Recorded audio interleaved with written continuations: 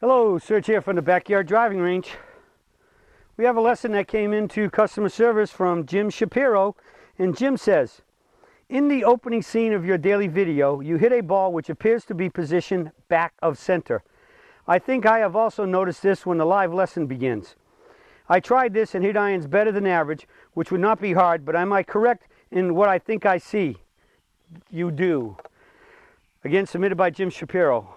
Jim, I think you're probably correct in the sense that we're talking about camera angles right here.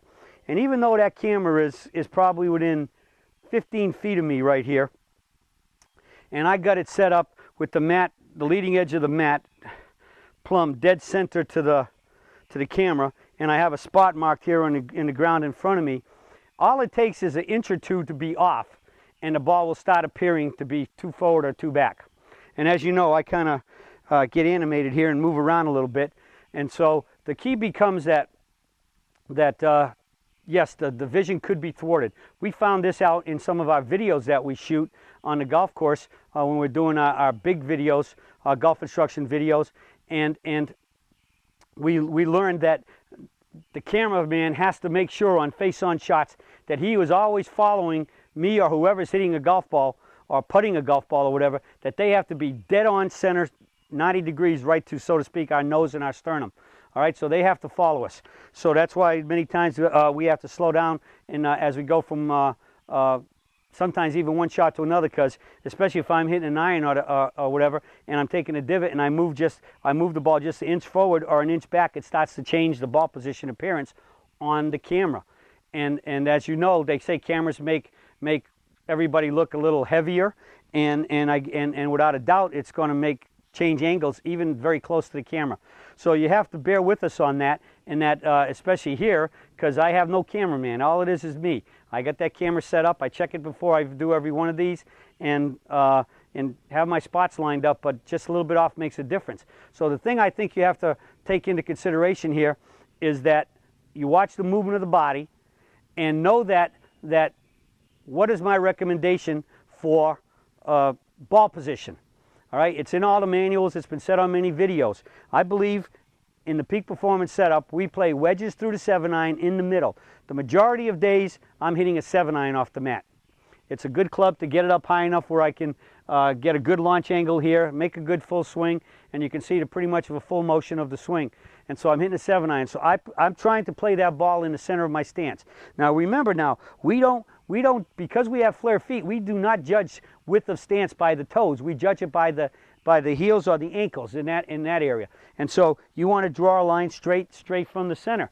And so all you have to do is just you can even just take the club you play, put the shaft in the center of it, the ball, and put it at a right angle to your target line, and stand here, and you can see where are you relative to your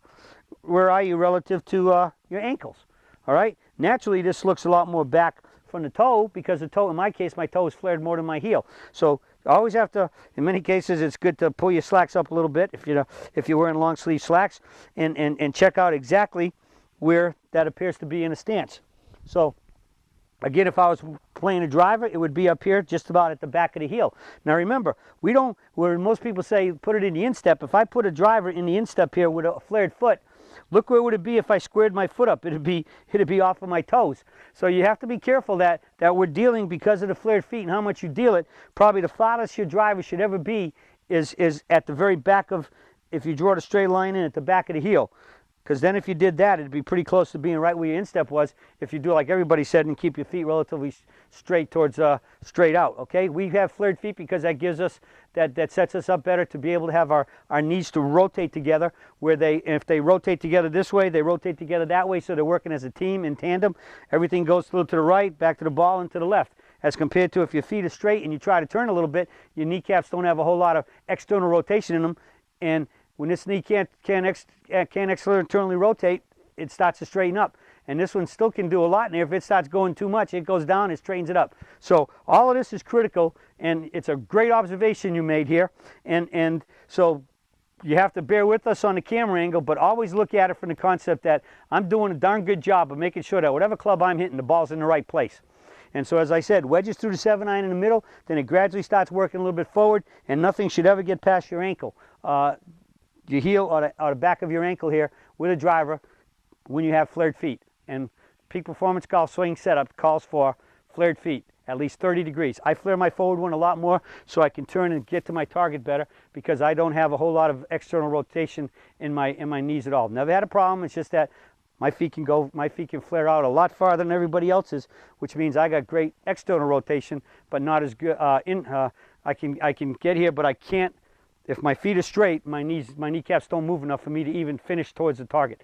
So, with that in mind, ball's in the center for 7-iron, right about there. You can just draw a line and check it, relating to your heels now.